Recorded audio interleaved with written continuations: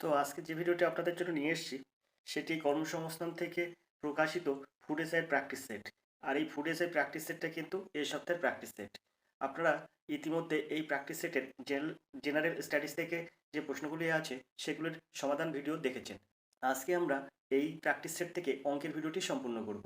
আর এই প্র্যাকটিস সেটটা অবশ্যই আপনারা দেখতে পাচ্ছেন, এখানে তারিখটা লেখা আছে, দেখুন আপনারা এখানে দেখতে পাচ্ছেন যে এই ফুড এসআই প্র্যাকটিস সেটটা কত তারিখের প্র্যাকটিস সেট। দেখুন এখানে আছে 10রা মার্চ 2024-এর কিন্তু প্র্যাকটিস সেট, অর্থাৎ এই 10রা মার্চ 2024-এর কর্মসংস্থান পত্রিকা থেকে এই প্র্যাকটিস সেটটি। আমরা ইতিমধ্যে এই প্র্যাকটিস সেটটা জেনারেল স্ট্যাটিস্টিকগুলো কমপ্লিট করেছি। আপনারা এই ভিডিওটা ইতিমধ্যেই দেখে নিয়েছেন। এখানে দেখুন পরিষ্কার আছে যে প্র্যাকটিস সেটটা আমরা করেছি, তার উত্তরগুলো দেওয়া আছে। এই ভিডিওটা আপনারা ইতিমধ্যেই দেখে ফেলেছেন। আমরা আজকে এই সাইটে যে অঙ্কগুলো আছে সেই অঙ্কগুলোর সমাধান করব। তো আমরা 31 দাগের থেকে অঙ্ক শুরু করব। 31 দাগের অঙ্ক আছে, এ 75টা পৃষ্ঠা লিখতে সময় নেয় 25 ঘন্টা, এ ও বি একসঙ্গে 135টা পৃষ্ঠা লিখতে সময় নেয় 27 ঘন্টা, তাহলে বি একা 42টা পৃষ্ঠা লিখতে কত সময় নেবে? তো যদি 75টা পৃষ্ঠা লিখতে যদি সময় নেয় এ 25 ঘন্টা, তা 25 ঘন্টা লিখে 75 পৃষ্ঠা, তাহলে 1 ঘন্টায় সে কতটা লিখবে? তো এ 1 ঘন্টায় 1 ঘন্টায় লেখে 75/25, 3 25 75। তো এখানে 3টি পৃষ্ঠা লেখে 1 ঘন্টায়। এ 1 ঘন্টায় 3টি পৃষ্ঠা লেখে। আবার এ প্লাস বি একসঙ্গে লিখে 1 ঘন্টায় কতটা? এ প্লাস বি 1 ঘন্টায় লেখে, এই এ ও বি একসঙ্গে লিখছে 135টা পৃষ্ঠা 27 ঘন্টায়, তাহলে 1 ঘন্টায় কটা পৃষ্ঠা লিখবে? 135/27। তো এটা যদি আমরা কাটাকুটি করি তাহলে 5টি পৃষ্ঠা লিখবে 1 ঘন্টায়। তো এবারে দেখুন কি হবে, এ প্লাস বি একসঙ্গে 1 ঘন্টায় লিখে কটা? 5টা পৃষ্ঠা। আর এ 1 ঘন্টায় লেগে কটা? 3টি পৃষ্ঠার। তাহলে যদি আমরা বিয়োগ এ করি তাহলে এখান থেকে আমরা এরকম বার করতে পারি 5 বিয়োগ 3। তো আমরা যদি এটাকে ক্যালকুলেশন করি, এ প্লাস বি মাইনাস এ সমান সমান 2, সেই ক্ষেত্রে মাইনাসে আর প্লাসে কেটে যায়, তাহলে বি দুটি পৃষ্ঠা কত সময় লেগে? দুটি পৃষ্ঠা লেগে কিন্তু 1 ঘন্টায়। এ 1 ঘন্টায় লেখে 3টি পৃষ্ঠা, বি 1 ঘন্টায় লেখে 2টি পৃষ্ঠা। এখন এখানে বলেছে যে 42টা পৃষ্ঠা লিখতে বির কত সময় লাগবে, তাহলে বি 42টা পৃষ্ঠা লিখতে 42টি পৃষ্ঠা লিখতে সময় নেবে, বি 42টা পৃষ্ঠা লিখতে সময় নেবে 42/2। এই 42 আর 2 কাটলে হয়ে যায় 21। তো সমান সমান 21। বলছে না 42টা পৃষ্ঠা লিখতে কত ঘন্টা সময় লাগবে? 21 ঘন্টা সময়। 1 ঘন্টায় যদি বি 2টি পৃষ্ঠা লিখতে পারে তাহলে 42টা পৃষ্ঠা লিখতে বির সময় নেবে 21 ঘন্টা। অর্থাৎ সিদ্ধাক হবে এর সঠিক উত্তর। আশা করি অঙ্কটা আপনারা বুঝতে পেরেছেন। চলে যাব আমরা 32 দাগের এই প্রশ্নটিতে। এখানে বলছে সরল সুদে কোনো মূল্য 5 বছরের দ্বিগুণ হয়, এটির বছরের সুদের হার কত? তো এখানে সুদের হার চেয়েছে, তার মানে আর এর মান চেয়েছে। তো আর সমান সমান আপনারা কি করবেন, এখানে যেহেতু বলেছে দ্বিগুণ, সুদের হার আর সমান সমান বার করতে গেলে এখানে আপনার সবসময় মনে রাখতে হবে এখানে বলছে 5 বছরের দ্বিগুণ হচ্ছে। তো আপনি কি করবেন, একদম সহজ ট্রিক্সে আপনি 100কে 5 দিয়ে ভাগ করে দেবেন, দিলে 5 আর 100 কাটলে হয়ে যায় 20, তো আপনার হয়ে যাবে 20%। এখন এর সঠিক উত্তর হবে এর দাগ 20%। এবার এই প্রসঙ্গে একটা কথা আপনাদের বলে রাখি, এটা কিন্তু এখানে দ্বিগুণ বলেছে বলে আমরা 20% বার করতে পারছি শর্ট ট্রিক্সের মাধ্যমে এইভাবে। যদি আপনার এখানে বলতো দ্বিগুণ না হয়ে 3 গুণ, তখন আপনাকে কি করতে হতো, যদি 3 গুণ বলতো তাহলে আপনি 100কেই 5 দিয়ে ভাগ করতেন। এই যে 5 বছর, এখানে বছরটা ঠিক রেখে এখানে যদি শুধু দুগুণের জায়গায় 3 গুণ বলতো তাহলে আপনি কি করতেন, এই 100কে 5 দিয়ে ভাগ করে 20 হয়, 20কে আপনি 2 দিয়ে গুণ করবেন, তখন 40% হতো। যদি বলতো 4 গুণ, এখানে যদি বলতো 4 গুণ হয়, 5 বছরে 4 গুণ হয়, সেক্ষেত্রে আপনি 100কে 5 দিয়ে ভাগ করলে 20 হচ্ছে, তাকে 3 দিয়ে গুণ করতেন। মানে যেটা এখানে দেওয়া থাকবে তার 1 কম দিয়ে গুণ করতে হবে। যদি এখানে বলতো 5 গুণ, তাহলে আপনার এই 20-র সঙ্গে 4 গুণ করতে হতো। এখানে যদি বলতো 6 গুণ হয়, তাহলে আপনার 20-র সঙ্গে 5 গুণ করতে হতো। তো আর এর মান সেই ক্ষেত্রে যেটা বেরোতো সেটা আর এর মান এভাবে বার করতে হয়। আশা করি অঙ্কটা বুঝতে পেরেছেন। তো এর সঠিক উত্তর হবে এর দাগ। আমরা চলে যাবো 33 দাগের এই অঙ্কটিতে, তবে তার আগে অঙ্কটি উপরের দিকে তুলব। 33 দাগের যে অঙ্কটি আছে সেটি দেখুন, একটি চলন্ত ট্রেন ঘন্টায় 25 কিলোমিটার বেগে 18 সেকেন্ডে একটি প্ল্যাটফর্ম অতিক্রম করে। এখন বলছে অপরদিকে এক ব্যক্তি ঘন্টায় 5 কিলোমিটার গতিবেগে হেঁটে যাচ্ছে। ট্রেনটি ওই ব্যক্তিকে সহজে ট্রেনটি ওই ব্যক্তিকে অতিক্রম করতে সময় নেয় 12 সেকেন্ড। তাহলে ট্রেনের দৈর্ঘ্য ও প্ল্যাটফর্মের দৈর্ঘ্য কত হবে? তো এই অঙ্কটা আপনারা সহজে কীভাবে নিমেষে সমাধান করবেন দেখুন, খুব সুন্দর অঙ্ক এবং সহজে নিমেষে সমাধান করা যায়। সেটা হচ্ছে, আপনার এখানে যে 25 কিলোমিটার বেগে যাচ্ছে 18 সেকেন্ড একটি প্ল্যাটফর্ম অতিক্রম করছে, এখানে কিন্তু উত্তর চেয়েছে প্ল্যাটফর্মের দৈর্ঘ্য আর ট্রেনের দৈর্ঘ্য কত। তো একটা ট্রেন যখন প্ল্যাটফর্মকে অতিক্রম করে তখন ট্রেনের নিজের দৈর্ঘ্য প্লাস প্ল্যাটফর্মের দৈর্ঘ্য হয়। তাহলে এখানে বলছে 25 কিলোমিটার গতিবেগে 18 সেকেন্ডে একটি প্ল্যাটফর্ম অতিক্রম করছে। তাহলে নিচেরগুলো আর কোনো প্রয়োজন নেই, এই যে নিচের এইগুলো আছে এগুলোর কোনো প্রয়োজন নেই। আপনি শুধু এই যে ট্রেনের দৈর্ঘ্য প্ল্যাটফর্মের দৈর্ঘ্য কত হবে, অর্থাৎ টোটালে কত হবে সেটা কিন্তু আপনার উত্তর চেয়েছে। তাই আপনি কি করবেন, এই সূত্রের সমাধান করবেন, এস সমান সমান ডি বাই টি। আর এস সমান সমান ডি বাই টি এই সূত্রের সাহায্যে 20 মিনিটের একটি ভিডিও আমার চ্যানেলে দেওয়া আছে। সেখান থেকে আপনি যদি অঙ্কগুলো সমাধান করেন তাহলে ট্রেন সংক্রান্ত যাবতীয় অঙ্ক আপনার ওই একটা সূত্রের সাহায্যে সমাধান হয়ে যাবে। সেটা কিভাবে হবে সেখানে দেখানো হয়েছে। ওই ভিডিওটা আপনি যদি কমপ্লিট করেন তাহলে আজীবন যতগুলো কম্পিটিটিভ পরীক্ষা দেবেন তাতে ট্রেন সংক্রান্ত যে অঙ্কই পড়ুক না কেন আপনি সহজে সমাধান করতে পারবেন। তো এখানেও আমি আপনাকে দেখিয়ে দিচ্ছি, দেখুন এস সমান সমান ডি বাই টি এই সূত্রের সাহায্যে এই অঙ্কটা সমাধান করবেন। সেটা কিভাবে সমাধান করবেন সেটা হচ্ছে, দেখুন এখানে যেহেতু বলেছে 18 সেকেন্ডে প্ল্যাটফর্ম অতিক্রম করছে, তার মানে কি প্ল্যাটফর্মকে অতিক্রম করার অর্থ ট্রেনের নিজের দৈর্ঘ্যকে অতিক্রম করা, অর্থাৎ ট্রেনের দৈর্ঘ্য যোগ প্লাস প্ল্যাটফর্মের দৈর্ঘ্য হয়ে যাবে। তো সেই ক্ষেত্রে আমরা ট্রেনের দৈর্ঘ্য প্ল্যাটফর্মের দৈর্ঘ্য আহ, বার করব একেবারেই। তো এস এর মান আমরা কি পাচ্ছি, এস এর মান পাচ্ছি কিন্তু 25 কিলোমিটার, অর্থাৎ এখানে 25 কিলোমিটারটাকে আমরা মিটার পার সেকেন্ডে প্রকাশ করব। তাই আমরা কি করব, 5/18 দিয়ে এটাকে গুণ করে দেবো, মিটার পার সেকেন্ড হয়ে গেল। ডির মানটা আমার বার করতে হবে, কারণ ওই যে দৈর্ঘ্যটাই আমার চেয়েছে, তো ডির মানটা আমরা বার করে দিলাম। আর টি কত বলেছে, 18 সেকেন্ড, তো আমরা এখানে 18 দিলাম। এখন এই 18 আর এই 18 কাট, 5×25 125, তো 125 সমান সমান ডি, অর্থাৎ ডির মান বেরোলো 125 মিটার। তো দেখুন এর দাগ হবে এর সঠিক উত্তর 125 মিটার। আশা করি অঙ্কটা আপনারা বুঝতে পেরেছেন। আমরা চলে যাব 34 দাগের এই প্রশ্নটিতে। রাম ও শ্যামের বর্তমান বয়সের অনুপাত 4:5, অতএব 5 বছরে তাদের বয়সের অনুপাত হবে 5:6। তাহলে রামের বর্তমান বয়স কত? 5 বছরে তাদের বয়সের অনুপাত হবে 5:6, অর্থাৎ 5 বছর পরে তাদের বয়সের অনুপাত কিন্তু 5:6 হবে। এখন মানে বর্তমানে বর্তমানে রামের বয়স কত, রামের বর্তমান বয়স কত বছর? তো আগে আছে রাম, তারপর আছে শ্যাম। তো এখানে আমরা যদি রাম করি আর আর এখানে আছে এস, তো এখানে মাঝখানে একটা অনুপাত, আর এর মান কত, বর্তমান বয়স হচ্ছে 4, আর এর বর্তমান বয়সের অনুপাত হচ্ছে 4:5। রাম আর শ্যামের বর্তমান বয়সের অনুপাত 4:5। এখন বলেছে যেহেতু রামের বর্তমান বয়স বার করতে বলেছে, তো রামের বর্তমান বয়সে আমি 25 বছর ধরবো। অপশান থেকে এই অঙ্কটা কমপ্লিট করব। তো রামের বয়স যদি 25 বছর হয়, যেহেতু 4:5 অনুপাতে হবে, তো দেখুন 4:5 অনুপাতে বর্তমান বয়স বার করতে হবে। তা রামের বয়স যদি 25 হয়, রামের বয়স যদি বর্তমান বয়স রামের বর্তমান বয়স যদি 25 হয়, এর অপশান ধরে করি, তাহলে দেখুন 4কে কিন্তু 25 দিয়ে ভাগ করা যাচ্ছে না, তাহলে কিন্তু হবে না, মানে 4 দ্বারা বিভাজ্য হবে এমন সংখ্যা নিতে হবে। তো এর দাগটা হবে না। বিদ্যাগ 4 দ্বারা বিভাজ্য নয়, তাই এটাও হবে না। সিদ্ধাগ 4 দ্বারা বিভাজ্য আসে, তো দেখুন 4×5 = 20। এখানে দেখুন 30টাও কিন্তু 4 দ্বারা বিভাজ্য হবে না। তো এ বি আর ডি তিনটি কিন্তু এখানে উত্তর মিলবে না, মানে এই তিনটি উত্তর হবে না, উত্তর হবে কি 20। তো এবার আমরা দেখাচ্ছি, দেখুন 20টা কিভাবে আপনি, মানে 20টা উত্তর হবে এটা আপনি কিভাবে সমাধান করবেন দেখুন। ধরুন মনে করুন যদি রামের বয়স 20 হয়, তাহলে 4কে কত দ্বিগুণ করলে 20, 5 দ্বিগুণ করলে। তো রামের বয়স 20, আর সেই ক্ষেত্রে শ্যামের বয়স কত হবে?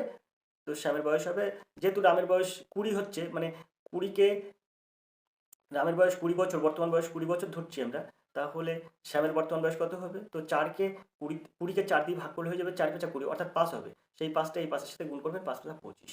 তাই 20:25 হলে তবেই কিন্তু তাদের অনুপাত হয় 4:5।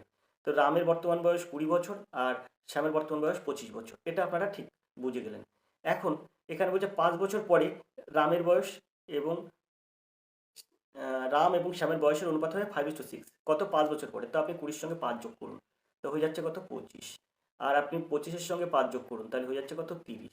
তাহলে এদের অনুপাত দাঁড়াচ্ছে কত, 5×5 = 25 আর 5×6 = 30। দেখুন 5:6 হচ্ছে, 5:6 হচ্ছে। 5 বছর পরে তাদের বয়সের অনুপাত 5:6 হচ্ছে, তাহলে আমি বলতেই পারি এর সঠিক উত্তর হবে 20। সিদ্ধাক হবে সঠিক উত্তর। আশা করি অঙ্কটা আপনারা বুঝতে পেরেছেন। চলে যাবো আমরা 35 দাগের এই প্রশ্নে। বলছে চিনির মূল্য 20% বৃদ্ধি পেল, যার ফলে একটি পরিবার এটির খরচ 20% কমিয়ে দিল। তাহলে পরিবারের ব্যয় চিনির জন্য কত শতাংশ কমেছে? তো এর সঠিক উত্তর হবে কিন্তু 4%। আর সেটা কিভাবে সমাধান হয়? এই যে এরকম থাকলে 20% বৃদ্ধি পেয়েছে, 20% মানে খরচ কমাইছে, তার মানে আপনাকে কি করতে হবে, এটা সূত্রের সাহায্যে সমাধান করতে হবে। সেটা হচ্ছে 20 হোল স্কোয়ার বাই 100। এটা কিন্তু এর সূত্র। তো 20 গুণ 20 বাই 100। এই শূন্য আর এই শূন্য আর এই শূন্য আর এই শূন্য কেটে যায়। তো এখানে হয়ে যায় কত, 2 দিনও 4% কিন্তু কী হবে, সবসময় কমবে। তো এর সঠিক উত্তর হবে সিদ্ধা, 4% কমবে। তো আমরা চলে যাবো পরের প্রশ্নে। তো আমরা এবার যে অঙ্কটি করব সেটা হচ্ছে 36-এর এই অঙ্কটি। 36-এর অঙ্ক আছে 4 বছরের জন্য বার্ষিক 4% হারে একটি নির্দিষ্ট অঙ্কের সরল সুদে 80 টাকা বেশি পায়, তবে ওই একই অঙ্কের টাকা 3 বছরে 5% বার্ষিক সরল সুদের হার সুদ পায়, তাহলে টাকার অঙ্কের পরিমাণ কত? তো আপনি যদি টাকার অঙ্কটাকে এক্স অথবা পি ধরেন, পি অর্থাৎ আসল ধরেন, তাহলে 4 বছরের জন্য 4% হারে পি টাকার সুদ কত? তো আমরা সেটাকে এরম করতে পারি, আমরা আসলটাকে কিন্তু এই যে অঙ্কের যে তাহলে টাকার অঙ্কের পরিমাণ কত, তো অর্থাৎ আসল সমান আমরা পি ধরছি, আসল পি। তো পি টাকার 4 বছরের জন্য 4% হারে সুদ কত? পি ইন্টু টি, টি কত, 4 বছর, ইন্টু আর কত, আর 4%, এখানে আছে 4 বছর 4%, তো পি টি আর বাই 100। এটা হচ্ছে কিন্তু পি টাকার 4 বছরের জন্য 4% হারে সুদ। আর এই একই টাকা অর্থাৎ ওই একই পি টাকা 3 বছর 5% হারে সুদ কত পাবো? তো পি ইন্টু টি কত, 3 বছর, ইন্টু আর কত, 5%। তো এই হারে সুদ পাবো পি ভাগ 100। পি টি আর বাই 100 দিয়ে দিলাম। তো 4 বছরের জন্য 4% হারে পাচ্ছি এটা, আর 3 বছরের জন্য 5% হারে সুদ পাচ্ছি এটা। এদের পার্থক্য কত বলেছে? 80 টাকা। তাই আমরা এখানে একটা বিয়োগ দিচ্ছি, বিয়োগ দিয়ে এখানে সমান সমান 80 করছি। খুব সহজে এখান থেকে আমরা পি কমন নেব। পি কমন নেওয়ার পরে এখানে থাকবে কিন্তু 16/100 বিয়োগ 15/100 সমান সমান 80। আর পি সমান সমান তাহলে কি হবে, এখান থেকে হবে, এখান থেকে যদি আমরা ক্যালকুলেশন করি তাহলে আমরা পাবো পি গুণ 1/100 সমান সমান 80। তো পি সমান সমান তাহলে হয়ে যাবে 80, পিছনে 3টি শূন্য, 2টো শূন্য, 80 পিছনে 2টো শূন্য অর্থাৎ 8000। তো এখানে আসলের পরিমাণ হবে কত, পিটাকে আমরা আসল ধরেছিলাম, তা আসলের পরিমাণ হবে 8000 টাকা, অর্থাৎ বিদ্যাখবের সঠিক উত্তর। চলে যাবো আমরা 37 দাগের এই প্রশ্নটিতে। 37 দাগের প্রশ্ন আছে, এক ব্যক্তি স্থির জলে ঘন্টায় 5 কিলোমিটার বেগে নৌ চালনা করতে পারে। যদি স্রোতের বেগ ঘন্টায় 1.5 কিলোমিটার হয়, তবে সে 1 ঘন্টায় স্রোতের প্রতিকূলে যায় ও ফিরে আসে যেখান থেকে সে শুরু করেছিল, তার শুরু করার স্থান থেকে ওই স্থানটির দূরত্ব কত কিলোমিটার? তো অঙ্কটা কিভাবে সহজে সমাধান হবে দেখুন, খুব সহজেই অঙ্ক সমাধান হবে। তো তার আগে আমরা কি করব, এটা আমরা মুছে দেব, মুছে দিয়ে এই অঙ্কটা সমাধান করব। তো এখানে আমরা মনে করছি একবার যাবে আর একবার ফিরে আসবে, তো এর দূরত্ব কিন্তু এখান থেকে এটার দূরত্ব আমরা ধরছি এক্স, এই পথটার দূরত্ব কিন্তু এক্স। তো যাওয়ার সময় যখন সে যাচ্ছে তখন কি হচ্ছে, অনুকূলের গতিবেগ, নৌকার গতিবেগ যোগ স্রোতের গতিবেগ। তো এখানে দেখুন ঘন্টায় 5 কিলোমিটার গতিবেগে নৌ চালনা করতে পারে, আর স্রোতের বেগ কত, 1.5। তো এই দুটো যোগ হয়ে যাবে, তো 5 আর 1.5 তার মানে 6.5। তো স্রোতের অনুকূলে গতিবেগ হবে, অনুকূলের গতিবেগ হবে কিন্তু 5 ঘন্টা যোগ 1.5 সমান সমান 6 কিমি, 6.5 কিমি পার ঘন্টা। আর প্রতিকূলের বেগ হবে কত, নৌকার বেগ বিয়োগ স্রোতের বেগ বিয়োগ 1.5 সমান সমান কত হবে, 3.5 কিমি পার ঘন্টা। এখন মোট দূরত্ব কত, এক্স কিলোমিটার। তো এক্স কিলোমিটার যেতে অনুকূলের সময় লাগবে কত, তো এক্স বাই 6.5, প্রতিকূলে যেতে সময় লাগবে কত, এক্স বাই 3.5। এখন এই পুরো প্রসেসটা মানে যেতে আসতে সময় লাগে কত, 1 ঘন্টা। এখানে দেখুন এই যে 1 ঘন্টা আছে, তো যোগ 1 যোগ করতে হবে, তো এই যোগ সমান সমান কত হবে, এই যোগ করলে 1 ঘন্টা। এর যেতে সময় লাগছে এটা, আসতে সময় লাগছে এটা, তাহলে এটা মোট সময় হচ্ছে 1 ঘন্টা। তাহলে এখান থেকে আমরা যদি এক্স এর মান ক্যালকুলেশন করে বার করি তাহলে অঙ্ক সহজেই সমাধান হয়ে যাবে। তো এখান থেকে এটা ক্যালকুলেশন করলে 10x সমান সমান 6.5 ইন্টু 3.5 হবে। তো এখান থেকে x সমান সমান কত দাঁড়াবে, তো 6.5 ইন্টু 3.5 বাই 10। তো এটাকে যদি আমরা ক্যালকুলেশন করি, তাহলে দাঁড়াবে 2.275, অর্থাৎ বিদ্যাক হবে সঠিক উত্তর। আশা করি অঙ্কটা আপনারা বুঝতে পারছেন। চলে যাবো 38 দাগের এই প্রশ্ন। 39 দাগের অঙ্ক আছে দেখুন। চায়ের মূল্য 32% বৃদ্ধি পেল ও একজন গৃহবধূ তার ব্যয়ের 10% বৃদ্ধি করলো চা কেনার জন্য।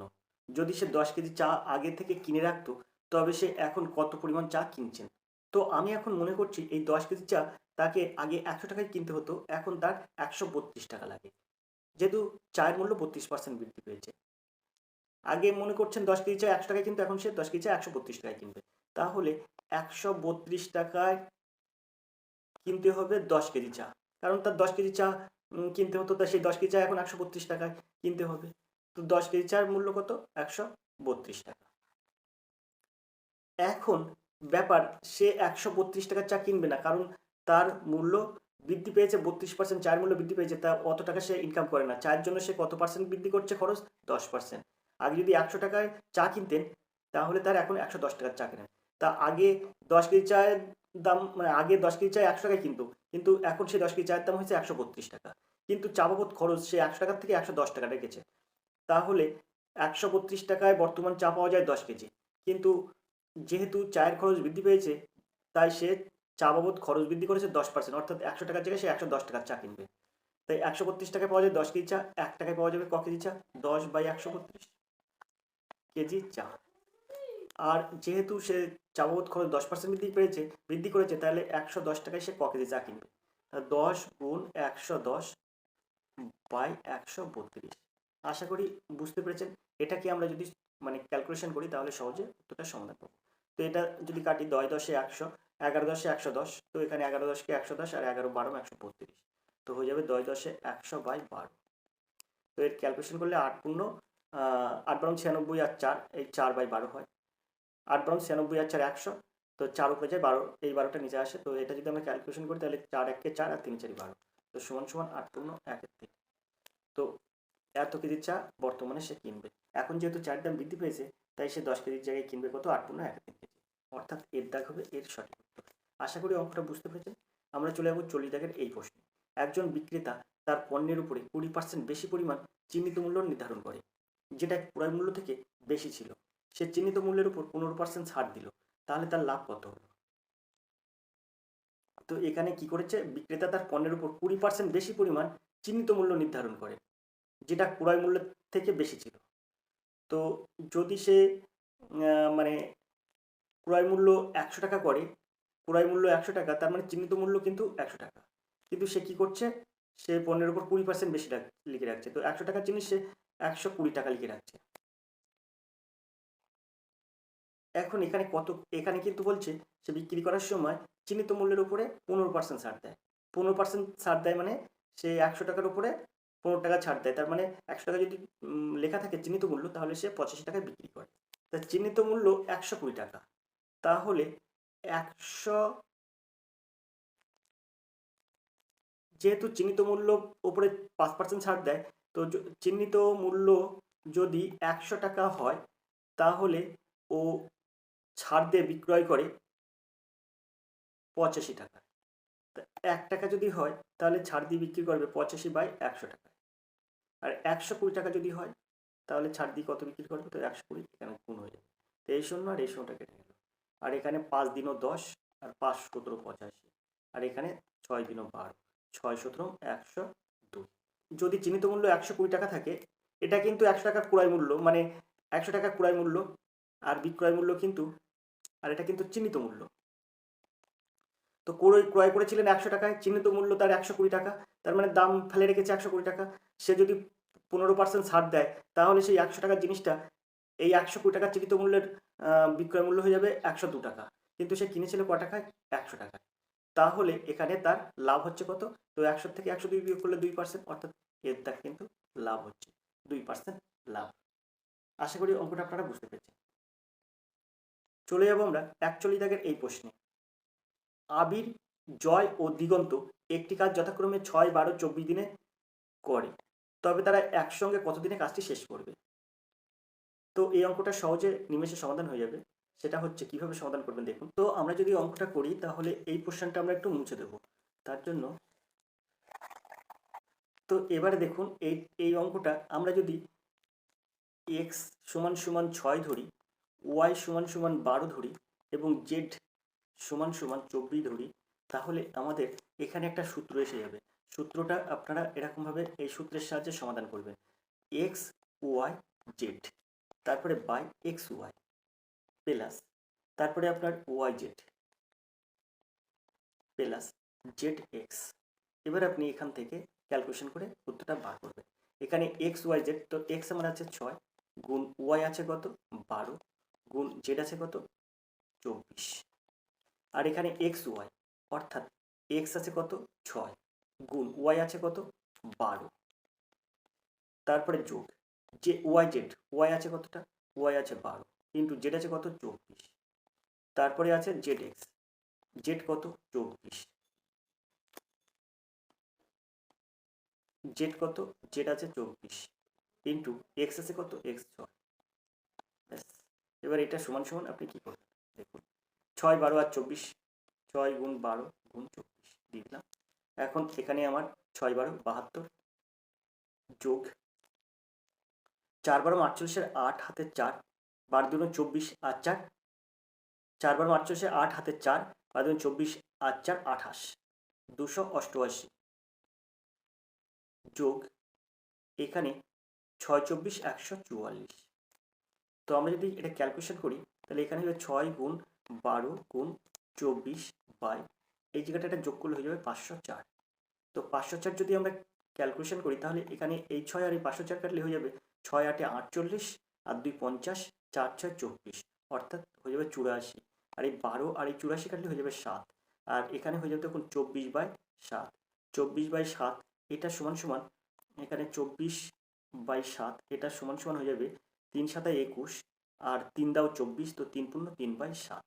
তো এখানে সঠিক উত্তর হবে 3 পূর্ণ 3 বাই 7। আশা করি অঙ্কটা আপনারা বুঝতে পেরেছেন। এইভাবে এই অঙ্ক সহজে নিমেষে সমাধান করা যায়। এছাড়াও আরেকটা প্রসেস আপনাদের দেখিয়ে দিচ্ছি দেখুন, যদিও আপনি সময় একটু ব্যয় করুন কিন্তু আরেকটা প্রসেস আপনাদের আবার দেখিয়ে দিচ্ছি দেখুন। এই প্রসেসটা খুব সোজা প্রসেস, সুন্দরভাবে এরকমভাবেও সমাধান করা যায়। তো দেখুন এখানে আপনার এই যে 6 12 আর 24 লসাগু কত হবে, 6 12 24 লসাগু হয়ে যায় 24, 6 12 24 লসাগু হয়ে যায় কিন্তু 24। এখন এই জায়গাটায় কে আছে, এই জায়গাটায় আছে আবির। তো আবির যদি আমি আবিরের ক্ষেত্রে ধরি, আবির যেহেতু আবির করে 6 দিনে, 6 দিনে তাহলে 24 ইউনিট কাজ, এক এক দিনে তার কত ইউনিট করে কাজ করবে আবির, তো 6কে যদি আমরা 24কে যদি 6 দিয়ে ভাগ করি তাহলে 4 ইউনিট কাজ করবে আবির, করবে কিন্তু 4 ইউনিট কাজ। আবির পরে কে আছে, আবির পরে জয় আছে, তো জয়, তো জয়ের জয় মানে 24 ইউনিট কাজ করতে লাগে 12 দিন, তাহলে একদিনে সে কয় ইউনিট কাজ করবে, তো 2 ইউনিট কাজ করবে। তারপরে জয়ের পরে কি আছে, জয়ের পরে আছে কিন্তু দিগন্ত, দিগন্ত, দিগন্ত কি করবে, তো দিগন্ত কিন্তু এই 24 ইউনিট কাজ করে, 24 ইউনিট কাজ 24 দিনে করে, তাহলে একদিনে করে কত ইউনিট, তো একদিনে করবে 1 ইউনিট কাজ। তো এই দুটো যদি এইগুলো আমরা যদি যোগ করি তাহলে মোট কিন্তু হবে একদিনে করবে কত, আবির জয়ন্ত এবং দিগন্ত, আবির জয় এবং দিগন্ত একদিনে করবে কত ইউনিট, এই 4 দিক 6 রাখে 7 ইউনিট কাজ, একদিনে করবে এরা 7 ইউনিট কাজ। তো 7 ইউনিট কাজ করে একদিনে, তাহলে যেহেতু এরা সমস্ত কাজটা একসঙ্গে কতদিন লাগবে, তো 24 ইউনিট কাজ করতে কত সময় লাগবে, তো 24 বাই 7 দিন সমান সমান 3 7 21 আর 3 দাও 24, 3 পূর্ণ 3 বাই 7 দিন। আশা করি অঙ্কটা আপনারা বুঝতে পেরেছেন। এরকমভাবেও আপনি অঙ্কটা সমাধান করতে পারেন, খুব নিমেষে সহজ সমাধান করা যাবে। অ্যাকচুয়ালি তাকে সঠিক উত্তর হবে 3 পূর্ণ 3 বাই 7 দিন। চলে যাবো আমরা 42 দাগের এই অঙ্কে, তার জন্য অঙ্কটা আমরা উপরে দিতে। তো যে অঙ্কটি এবার আমরা করবো সেটা হচ্ছে 43 দাগের এই অঙ্ক। একটি নল দিয়ে একটি চৌবাচ্চা ভর্তি করতে সময় লাগে 8 ঘন্টা, অন্য একটি নল দিয়ে খালি হতে সময় লাগে 16 ঘন্টা। যদি দুটি নল একসঙ্গে খোলা থাকতো তাহলে চৌবাচ্চাটি ভর্তি হতে কত ঘন্টা সময় লাগতো। তো অঙ্কটা আপনি কিভাবে সহজে সমাধান করবেন, এর সূত্র হয়ে যাবে A B by A minus B. তো এখানে সবসময় মনে করবেন বড়টাকে এ ধরবেন আর ছোটটাকে বি ধরবেন। তো এখানে আমার হয়ে যাবে 16 গুণ 8 আর 16 মাইনাস 8। তো এটাকে আমরা যদি ক্যালকুলেশন করি তাহলে এখানে 16 গুণ 8 বাই 16 থেকে 8 বিয়োগ করলে 8, তো এই 8 কেটে যায়, সমান সমান 16। তো এখানে বলছে না চৌবাচ্চাটি ভর্তি হতে কত সময় লাগে, তা 16 ঘন্টা সময় লাগে। তো আশা করি অঙ্কটা আপনারা বুঝতে পেরেছেন, এর দাগ হবে সঠিক উত্তর। তো আমরা এবার দেখবো 44 দাগের এই অঙ্কটি। দেখুন আছে, যদি 6 মাসে চক্রবৃদ্ধি হারে সুদ হয় তবে 16,000 টাকার উপরে 5% বার্ষিক হারে 1.5 বছরের সুদ কত হতো। তো দেখুন এই যে সুদ দেওয়া আছে, তো এই অঙ্কটা আপনি সহজে নিমেষে সমাধান করবেন। তবে এই অঙ্কটা আমি আজকের ক্ষেত্রে করে দিচ্ছি না, কারণ এই অঙ্ক আমি অনেকবার করে দিয়েছি। তো আশা করি যারা এই আমার চ্যানেল ভিডিও দেখেন, তো এই অঙ্ক অনেকবার করে দিয়েছি, কারণ 6 মাসের জায়গায় 3 মাস অন্তর, এখানে 1.5 বছরের জায়গায় দেখাচ্ছে 9 মাসে কত হবে সেটাও দেখিয়ে দিয়েছি। আবার 6 মাস অন্তর 1.5 বছরও দেখিয়ে দিয়েছি, 4 মাস অন্তর 4 মাস অন্তর হলে বছরে কত হবে সেটাও দেখিয়ে দিয়েছি। তো আমার চ্যানেলে এরকম ভিডিও অনেক আছে। তো আপনাদের কাছে অনুরোধ, এই অঙ্কটা কমেন্ট করবেন যে আপনার উত্তর কত হচ্ছে। তো আমরা চলে যাবো 45 দাগের অঙ্কে। তো এবার আমরা যে অঙ্কটি করবো সেটা হচ্ছে 45 দাগের এই অঙ্ক। একটি সংখ্যার 75% যেটি অন্য সংখ্যার 3/7 অংশ, দুটি সংখ্যার মধ্যে অনুপাত নির্ণয় করুন। তো একটি সংখ্যা মনে করুন x, x এর 75% মানে 75/100 সমান সমান আরেকটা সংখ্যা আমি ধরেছি y, তা y এর 3/7 অংশ অর্থাৎ y গুণ 3/7। তো এটাকে যদি আমরা ক্যালকুলেশন করি তাহলে এখানে বলতে পারি 3 25 75। তো 25, আর এবার আমরা যদি এই 25টাকে 100 দিয়ে কাটি তাহলে 4 2500, আর এখানে হয়ে যায় 1। তো আমরা যদি এটাকে ক্যালকুলেশন করি তাহলে বলতে পারবো 7x সমান সমান 4y, অর্থাৎ এটার সাথে এটা বজ্রগুণ হলো, 7 এর সাথে x বজ্রগুণ হলো। তো এখানে x/y সমান সমান কত হবে, 4/7 হবে, অর্থাৎ এর দাগ হবে সঠিক উত্তর। আশা করি অঙ্কটা আপনারা বুঝতে পেরেছেন। চলে যাবো 46 দাগের এই অঙ্কে। 4 টাকা কেজি দরে কত কেজি চায়ের সঙ্গে 10 টাকা কেজি দরে 15 কেজি চায়ের মেশালে মিশ্রণটি 6.50 টাকায় বিক্রি করা যাবে। তো এই অঙ্কটা কিভাবে সহজে সমাধান করবেন দেখুন।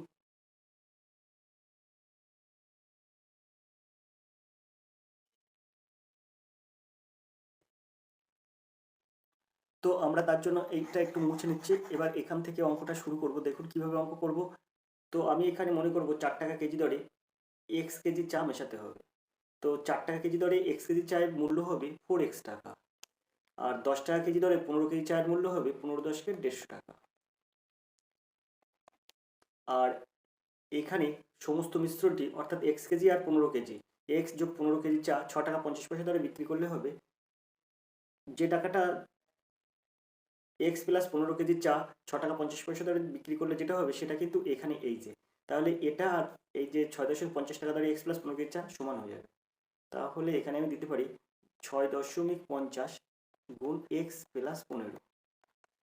এবার এটাকে আমরা যদি ক্যালকুলেশন করি তাহলে কি পাবো, এখানে 4xটা 4x রেখে দেবো, আর এখানে প্লাস 150টা 150 থেকে যাবে, আর এটা হয়ে যাবে হচ্ছে 6.50 x, আর এটার সঙ্গে এটা যদি গুণ করি তাহলে হয়ে যাবে 15 0 0 5 75 5 হাতে 7, 6 90 আর 7 97.50 টাকা।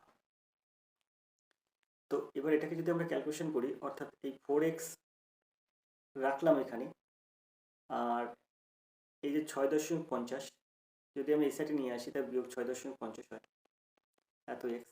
আর এটাকে আমরা যদি 97.50 রেখে দিই, এটা যদি ওই পাশে নিয়ে যেতে হয় -150 হয়। তো আমরা যদি এখান থেকে এটা বিয়োগ করি তাহলে আমরা পাবো 2.5 x, আর এটা যদি আমরা ক্যালকুলেশন করি তাহলে আমরা পাবো মানে 5 আর 5 হলে 10 হাতে 1, 7 8, 8 কত হলে 10, 8 আর 2 হলে 10, হাতে 1, 9 একে 10, 10 কত হলে 15, 5 হলে 15, 52.50, অর্থাৎ 52.5 নিতে পারি। তো x সমান সমান হয়ে যাবে ওপরে 52.5 আর নিচে হয়ে যাবে 2.5। এবার এই দশমিক আর এই দশমিক উঠে গেল। এটাকে যদি আমরা ক্যালকুলেশন করি তাহলে এখানে হবে 21। 525কে যদি 25 দিয়ে ভাগ করি তাহলে হয়ে যাবে 21। তো x সমান সমান বেরিয়ে যাবে 21। তো এখানে ডি দেখাবে সঠিক উত্তর 21 কেজি চা। আশা করি অঙ্কটা আপনারা বুঝতে পেরেছেন। 4 টাকা কেজি দরে 21 কেজি চা মেশাতে হবে। চলে যাবো আমরা 47 দাগের এই প্রশ্ন। তো প্রশ্নটা দেখবো, ওপর দিকে নিয়ে যাবো প্রশ্নটা। তো এখানে 47 দাগের অঙ্কের এই a plus b plus c plus e plus f এর মান হয়ে যাবে, কিন্তু এখানে যেহেতু এই যে ত্রিভুজটা সমবাহু ত্রিভুজ, ছবিটা দেখে অনুমান করা যায় এটা সমবাহু ত্রিভুজ, এবং এর প্রত্যেকটা মানে কোণই 60 ডিগ্রি করে। তো এই ত্রিভুজের প্রত্যেকটা কোণ অর্থাৎ এই এ কোণ 60 ডিগ্রি, বি কোণও 60 ডিগ্রি। তো এখানে এই ডি DBF একটা ত্রিভুজ আর AEC একটা ত্রিভুজ, ACE একটা ত্রিভুজ, প্রত্যেকটা কোণের মান 60 ডিগ্রি করে আছে এখানে। তো এখানে এটা 60, এটা 60, এটা 60, এটা 60, এটা 60, অর্থাৎ মোট হবে 300 ডিগ্রি। এর সঠিক উত্তর হবে 300। মানে এখানে এখানে কি দিয়েছে আমি এটা বুঝতে পারছি না, তবে এই যে 5টা কোণের মান হবে 300 ডিগ্রি, এর উত্তর হবে 300 ডিগ্রি। 48 থেকে অঙ্ক আছে, একটি পাত্রে 150 লিটার জল আছে, তা থেকে 15 লিটার জল বার করে নেওয়া হলো, তার সঙ্গে অ্যালকোহল মিশিয়ে দেওয়া হলো, ওই প্রক্রিয়াটি আরও একবার করা হলো, এখন এই পাত্রটিতে কত অনুপাত জল ও অ্যালকোহল আছে। তো এখানে কত লিটার জল কত লিটার অ্যালকোহল মেশানো হলো সেটা নেই। তো এই অঙ্কটা আমি কিছু বুঝতে পারলাম না, এটা কি বিষয়ের অঙ্ক। তো আমরা এবার দেখব 49 দাগের এই অঙ্কটি। দুটি সংখ্যাকে যখন 17 দিয়ে ভাগ করা হয় তখন অবশেষ 13 ও 11 পড়ে থাকে। যদি সংখ্যা দুটি যোগফল 17 দিয়ে ভাগ করা হয় তবে কত ভাগশেষ থাকবে। দেখুন 17 দিয়ে ভাগ করলে অবশেষ কত বলছে 13। তো 17 আর 13 কত হয়, 17 আর 13 হয়ে যায় কিন্তু 30। 17 দিয়ে ভাগ করলে অবশেষ থাকে 13, তাই 17 আর 13 30। 30কে যদি আপনি 17 দিয়ে ভাগ করেন তাহলে কিন্তু অবশেষ থাকবে 30।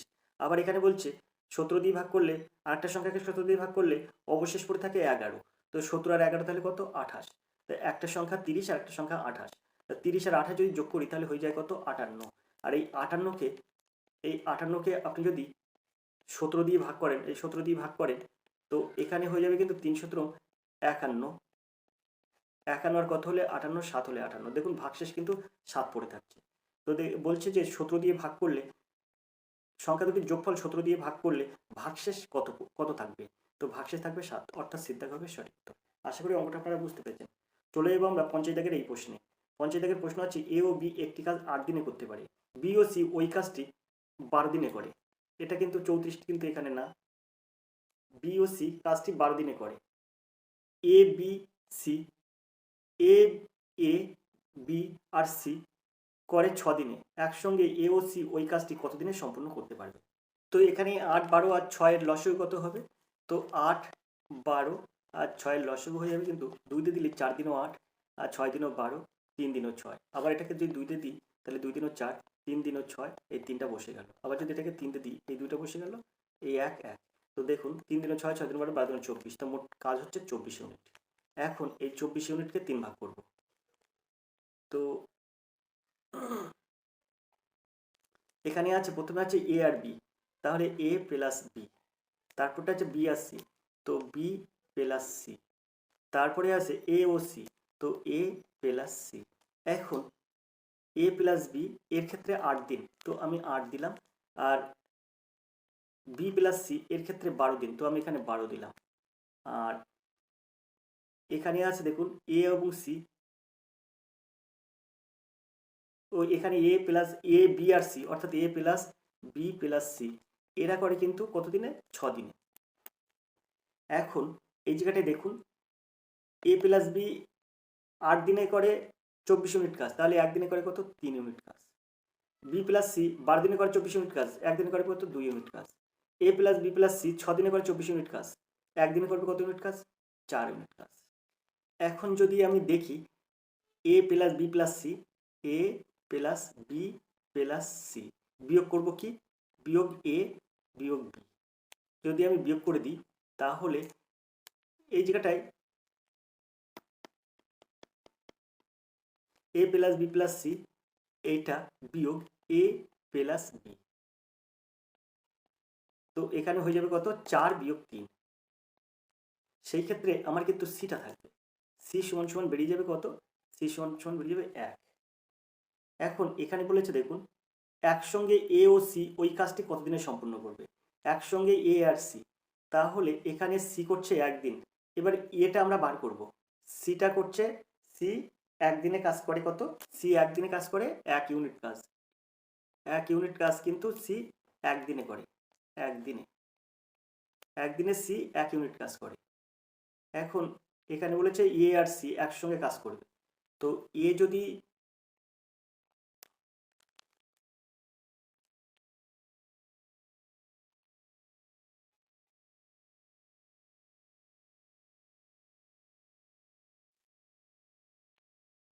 আবার এখান থেকে এখান থেকে আবার বার করা যায় এ প্লাস বি প্লাস সি সমান সমান, মানে এ প্লাস বি প্লাস সি একদিনে করছে এতটা 4 ইউনিট কাজ, মাইনাস যদি আমি বি প্লাস সি দিই, এটা যদি আমরা বি প্লাস সি দিই তাহলে বি প্লাস সি এর মান কত আছে 2, তো এখানে আমরা 2 বিয়োগ করে দেবো। সেই ক্ষেত্রে এখানে কিন্তু 2 ইউনিট কাজ হবে, সেই 2 ইউনিটের কাজ কার হবে, বি প্লাস সি বাদ গেলে এখানে এ কিন্তু করবে, এ একদিনে করবে, একদিনে এ করবে কিন্তু 2 ইউনিট কাজ। এখন এ একদিনে করবে 2 ইউনিট কাজ, সি একদিনে করবে 1 ইউনিট কাজ, তাহলে এ এবং সি একত্রে একদিনে কত কাজ করবে, এ এবং সি এখানে লিখছি এ প্লাস সি একত্রে একদিনে করবে কিন্তু 2 যোগ 1 সমান সমান 3 ইউনিট কাজ। 3 ইউনিট কাজ কিন্তু এ ও সি একত্রে একদিনে করবে। তাহলে এখানে মোট কত ইউনিট কাজ আছে, 24 ইউনিট কাজ। তাহলে এ ও সি এর একত্রে 24 ইউনিট কাজ করতে কদিন লাগবে, তো 8, তো 24 ভাগ 3 সমান সমান 8 দিন। এ ও সি একত্রে যদি একদিনে 3 ইউনিট কাজ করে, 24 ইউনিট কাজ করতে 24/3 সমান সমান 8 দিন লাগবে। তো এর সঠিক উত্তর হবে 8, অর্থাৎ সিদ্ধা হবে এর সঠিক উত্তর। আশা করি অঙ্কটা আপনারা বুঝতে পেরেছেন। তো এইভাবে সহজ ট্রিক্সে অঙ্ক করতে চ্যানেলটি অবশ্যই সাবস্ক্রাইব করে রাখবেন। এর আগের সপ্তাহের কর্মসংস্থান পত্রিকার সমাধানের কাজ চলছে, খুব তাড়াতাড়ি সেটাও আপনাদের সামনে আপলোড করা হবে। এছাড়াও কর্মক্ষেত্র থেকে যে অঙ্কগুলো আপনাদের ফার্স্ট পার্ট দিয়েছি, সেকেন্ড পার্টের অঙ্কগুলো করা হচ্ছে, খুব তাড়াতাড়ি আপনাদের সামনে চলে আসবে। তো দেখতে থাকুন আর এডুকেশন স্কুল। ধন্যবাদ।